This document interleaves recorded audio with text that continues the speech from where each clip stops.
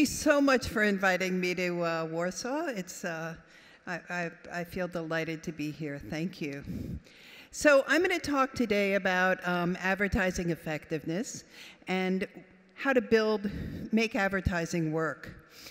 It starts with the company that I work for, Nielsen Catalina Solutions. And what we do is combine the data from Nielsen, we're a joint venture, with the data from Catalina. Catalina has the frequent shopper cards. So we have 3/4 of the homes in the United States use these cards. And we have their data. And to that, we add all the Nielsen data, the viewing, the behavior, the home scan panels, to get a really strong picture of how these things connect. We're able to use this data across all kinds of platforms: mobile, digital, TV, radio, print, CRM, et cetera. So we're able to look at how people, what they buy and what media they've seen. So very exciting set of data. And what we've done is we're answering a big question. Do the basics still matter? How do you plan? How do you buy? How do you use media to make it really powerful for the brands that you're advertising? So we're going to look at these 5 pieces and take you through one after the other. I've also added at the end a couple slides, some very current work that I think is additionally interesting. So let's start. So meet the first study. I'm going to share with you several studies. The first study is there were 498 sales effects studies. And these were done covered 1.25 years. And we used these studies, so they're all real data. They're all consumer packaged goods, CPG brands. And we've looked at them across time. So we've taken them, they're across all different kinds of media. Some are linear TV, mostly digital and TV, but a few other kinds of media were included. And what we've done is started with this sales effect, which I'll talk about in a minute. And we've also looked at segmenting the kinds of buyers across those. So you get a sense of what's the value of advertising. So this is the first study. What's a sales effect? NCS connects at the household level what you buy with what you saw in the advertising. So we've got very large panels, and we connect the data, one household to the other, same household. We know what they saw and what they bought. And we combine that data and we say, how did your behavior change? How did you get higher sales from the advertising? So how do we do this? We start with this connected data. And then we break the homes out. We have the homes that were exposed.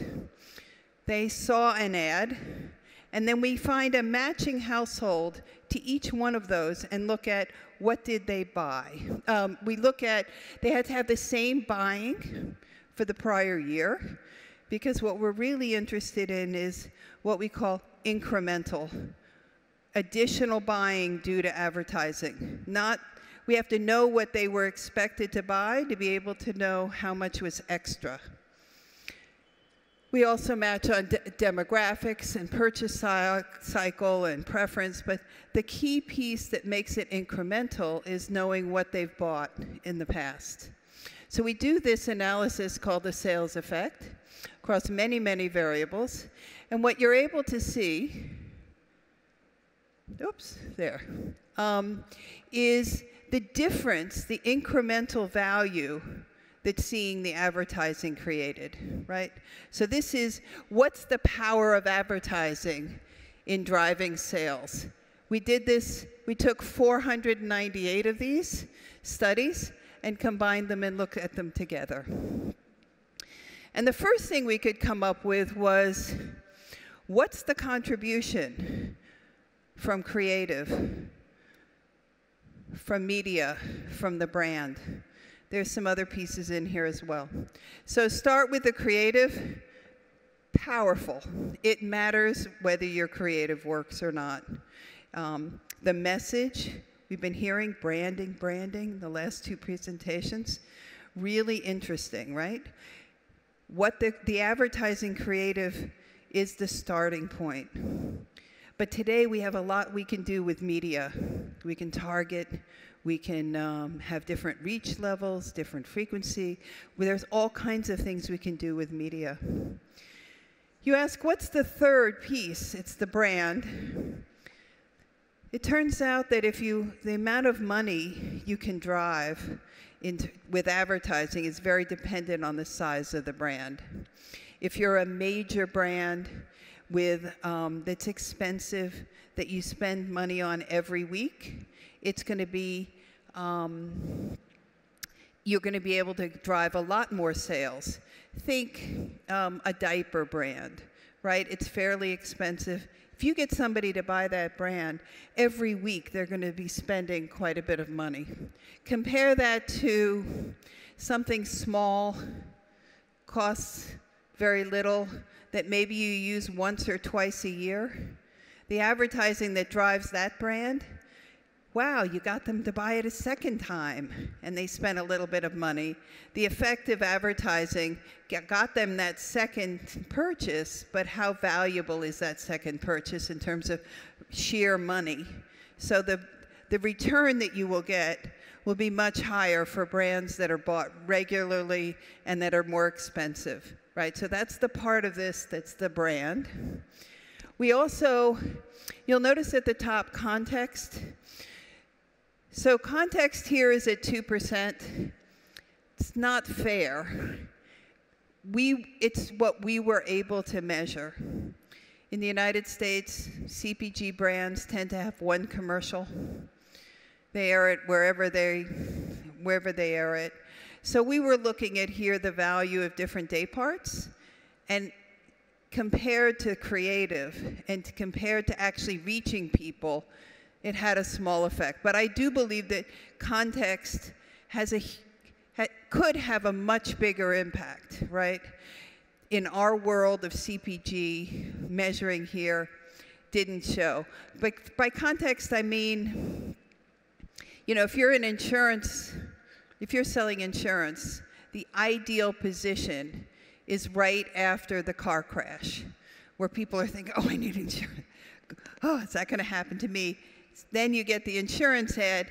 It's powerful. The advertisers we measure for, we're not placing things that way so that we could actually measure it. So it's a bit unfair to context. I think that's a really important piece. But we're measuring, I'm sharing with you what we measured. And targeting, very important. Recency is putting a commercial close to when somebody's going to actually buy the product, right? So these are the values. And the next piece is to compare. We did this in Project Apollo in 2006. So we had the same sort of data set and can compare them. And you see in 2006, creative had much bigger effects. The brand also had a bigger effect. Why? Why has media taken up so much more space? Why is it so much more important? The reason is media used to be, I don't know in Poland, but in the United States, you bought a 70 and a 3.0 with a 3 frequency. 70% reach, 3 frequency. Every campaign was very much the same.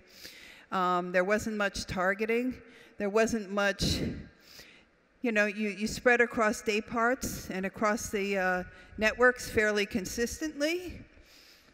Things weren't done very differently. So this is looking at how big a contribution can it make?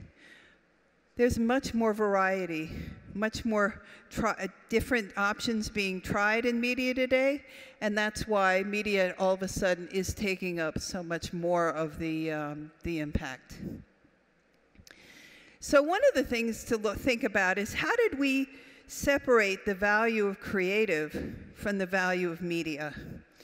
And we do that with we start thinking about what is it that we measure. So we're measuring the total lift on the right, and this is our standard methodology. And what it really is incremental dollars per household. So we're looking at the incremental additional dollars each household spends times the number of households that were reached. It's a fairly simple calculation. Goes from, this is part of our US business. And what we've done, we looked at this reach and we said, you know what, reach probably isn't collecting all the insights that we're hoping for it. So let's take a look at slightly rich. Reach doesn't take, I'm going to stop for a second. Reach doesn't really take into account flighting. If you reach households 1 week for the next versus the next, you'll have the same reach of households. But what really it does matter which week you're in across time. And it does matter who you target.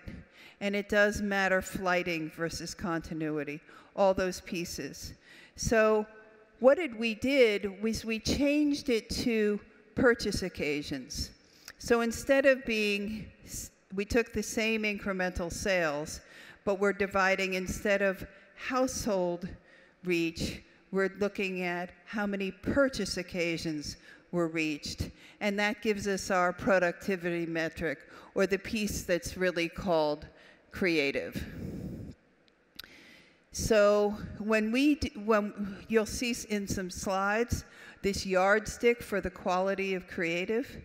So a week creative is sort of around 2 cents additional, these are US dollars, so 2 cents more spent for every trip that people went to the store.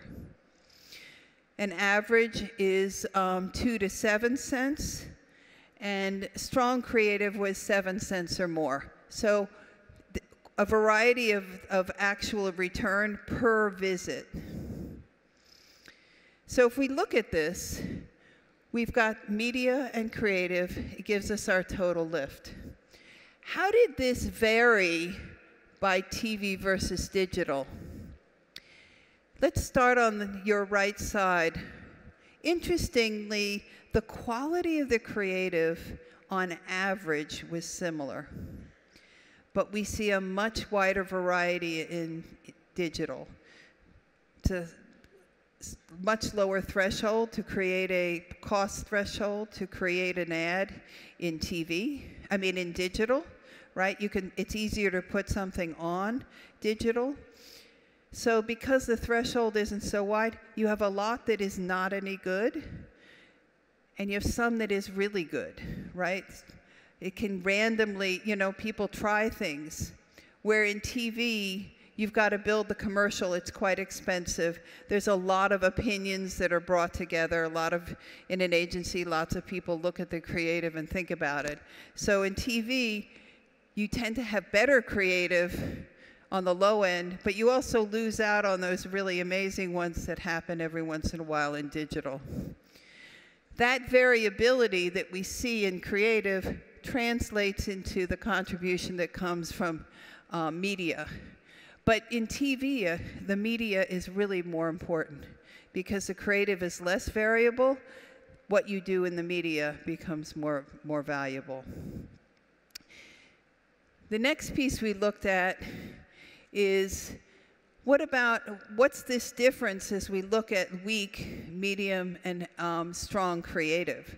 So in a TV world, we're seeing 63% for weak. So if your creative doesn't work very well, really important where you put it and how you deliver it, right? And much more important. Where if your creative is really powerful, almost wherever you put it, it's going to work. It's going to do the job. It's going to do the job well. When we go to digital, in some cases it's stronger. More important for media, for digital, and that's because you can target more finely in digital than you can in TV, and same across the board. So let's meet our second study. This study wasn't just CPG. This study comes from using DAR and TAR together. So there were 863 studies that had been done. They are the campaigns that had both TV and digital for the same campaign, right? So every data point had a TV data point and a digital data point, and we were looking at the reach that they delivered.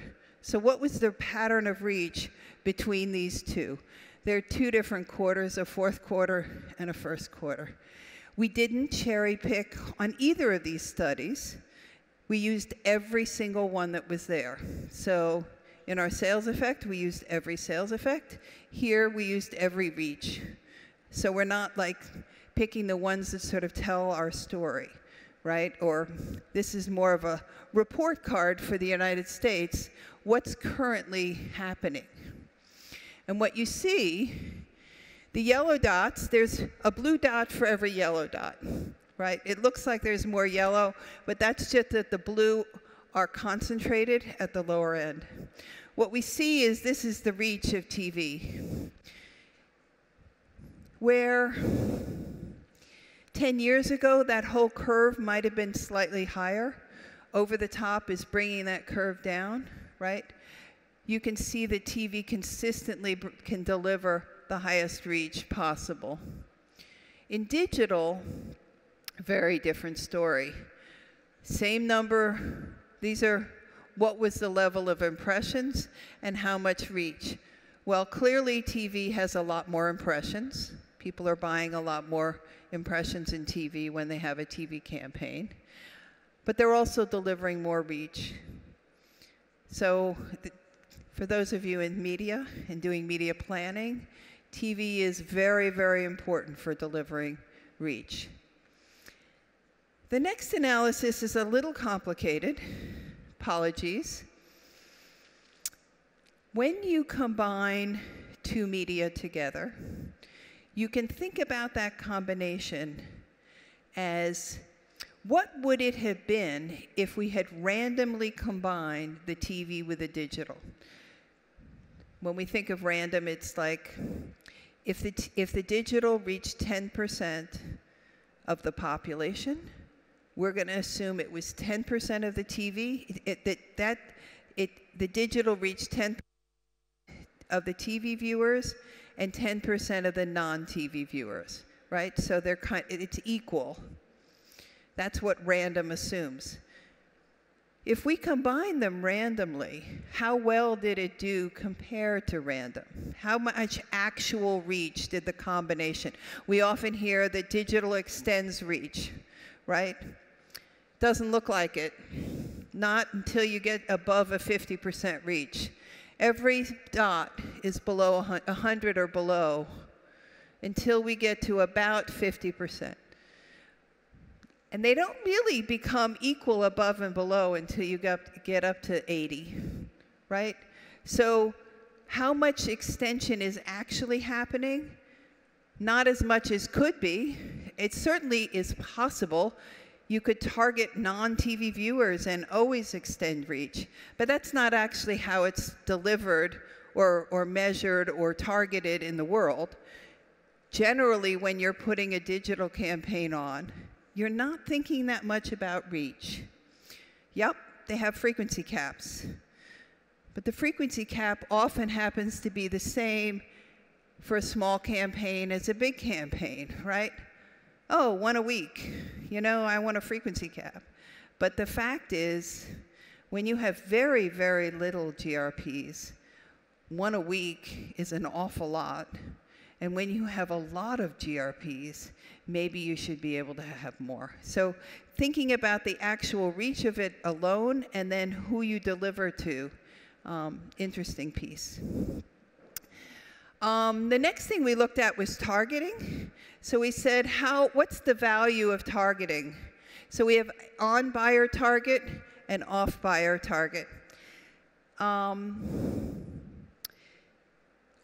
On-buyer meant that you delivered more impressions to buyers than non-buyers.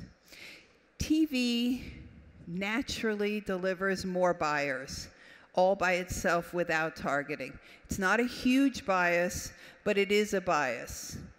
That's because TV tends to be a little older, larger families, more income, they buy more products. So with no targeting, TV does a fairly decent job. What you're seeing here is off-target. Off-target happens when, in a digital world, we can go and target non-brand buyers, right? So most of the campaigns where we're seeing that they're not on target, you see what the value is.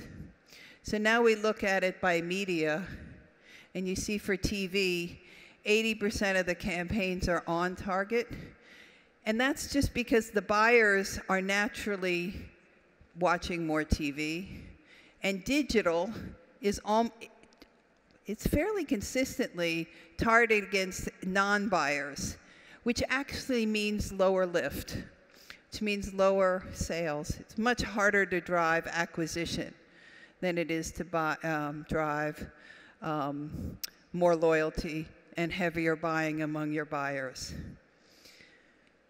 So now we'll talk about recency. So recency theory says that an impression delivered close to purchase has a higher influence on sales. So it's the having exposure close to when somebody's going to go to the store. And one of the studies we did was for football, now American football. So American football is aired on Monday and Thursday nights. And we said, so let's take a beer brand, and look, this was not just beer, but we looked at many brands, and we said, how likely are you to drive a sale on a Thursday versus a Monday? And you get more impact on the Thursday because those products are bought on the weekend. So having your impressions close to the weekend meant more purchasing, you drove more lift. So in summary, these things matter. Their basics are still the same. Creative is still the most important piece to getting advertising right. Reach is critical. If you don't reach somebody, they can't be affected by advertising. Targeting, focus on your buyers. They're much more responsive to advertising. Recency, make sure you're delivering your message close to when the purchase is made. It's going to be most effective. And context, I think we need more work to properly measure. I'm going to quickly take you through two more very recent studies. I'm going to do this fairly quickly because I'm running out of time. But I wanted to share with you that advertising matters. So we've been looking at something we call how to build brands. There's 50 brands here. This is one, a new successful brand. So I'm going to show several new successful brands. We're looking at 3.5 years of buying and advertising. And you see the green is the sales, right? So they introduced the brand with a lot of advertising. Sales are high. The advertiser classified this as a successful introduction, right? It's a new successful brand. But the second year, they didn't spend as much money. And the third year, even less. And when we're out here, none, right? No advertising. Because once a brand is in your group of brands and it's small, it kind of loses its, cachet and your interest, right?